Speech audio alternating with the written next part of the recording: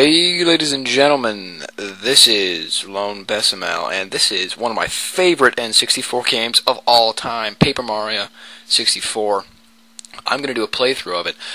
A little background, this is based on Super Mario RPG for the Super Nintendo. If you ever played that, it's very, very similar. Basically the whole story is there's these 7 star spirits up in Star Haven. It's very kiddie-like, but it's such a great story, and it's a really complex storyline too, eventually. But so they live up in Star Haven and grant wishes and, you know, that sort of thing. It's kind of all happy and rainbowy. And then Bowser, who should show up soon, steals their Rod of Power, which you can see there, the Star Rod, and that's what they use to grant wishes. And so, basically, Bowser steals it to beat Mario up. Woot. Because that's what he does. Yeah, not much to say about this first episode, this first installment, because it's just really the backstory. And you can read the subtitles if you want. I'm playing this also, just as a note, on an emulator, because I don't have any way to actually record it off my N64. I actually don't have my N64 right now as it is. It's not here because it's in another state because I just moved. If you guys didn't know that, I think I've mentioned that in bits before. But yeah, so that's that. And but what I do recommend is, what I was going to say is that sometimes the emulators, what I've noticed is the graphics mess up, and sometimes obviously the frame rate isn't perfect, so the video quality might not be always spot on, but for the most part it's going to be pretty much identical to the game. But because of that, I really do suggest that you buy this game. For instance, if you have an N64, you never played it before, get it. I remember as a kid renting this game from Blockbuster, and you know, playing through it, loving it, kind of forgetting about it after I returned it, and then getting the sequel, which is for the GameCube, years later for Christmas, and then going out and getting this on eBay, because the sequel is so great, and this is just as good, if not better. This is just a must-have N64 game. So it starts out, after that little intro, before the starting screen, and a paratrooper comes by and gives us our mail, me and Luigi, Mario and Luigi. And we got a letter from Princess Peach. So, that's how things go at first, and it's kind of like it often is. I think this is what happened in Super Mario 64 as well, where she invites you to a party or something. She invites you to the castle, and there's a party at the castle, so you're going to go and see her. So that's what you do. There's not much play. Actually, there's like 2 seconds of gameplay in this first part. But yeah, I don't know. I'm still gonna be doing the Harvest Moon vids, FYI. Still gonna be doing the Pokemon battles because that's what my channel's for. But I'd really like to do this game because it's just one of my favorite games ever.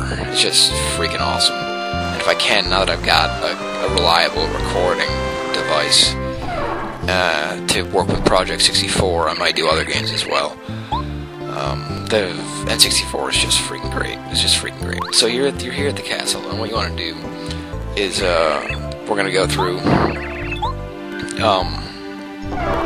this door here, and he says that the princess is in her chambers, and so pretty much you just pretty much go straight back through the castle. The idea is that everything's made out of paper, so three-dimensional objects are made of multiple facets of paper, I guess, and you're just all people and characters are just made out of paper. But this guy doesn't really say anything, but I was just saying hi. I'm just saying hi to him, because I can.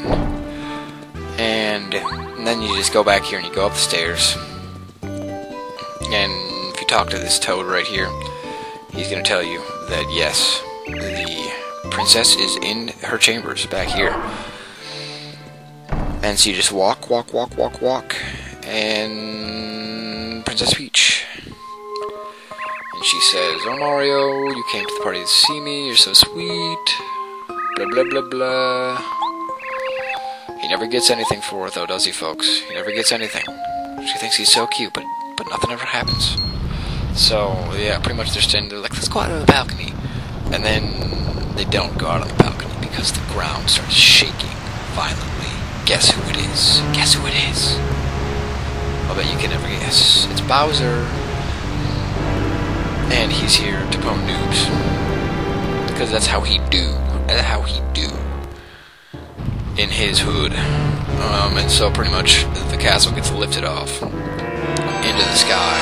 I don't know how. I think he has some sort of crazy anti-gravity device that he stole from the future with Marty McFly. Yes, I'm quite alright, Princess Peach. Thanks for asking. And oh my god, it's daytime, but we can see stars outside, and Bowser just crashed through the window. Again, why does he do that? And he just trash talks for a while. I like this. Another reason I like this game is just because of the dialogue. They put so much effort into the dialogue and the characters. It's really sweet. And of course, Mario, as always, plays a silent protagonist, but it's all good. It's just the characters in this game are really what make it. Later in the game, you see the party member system.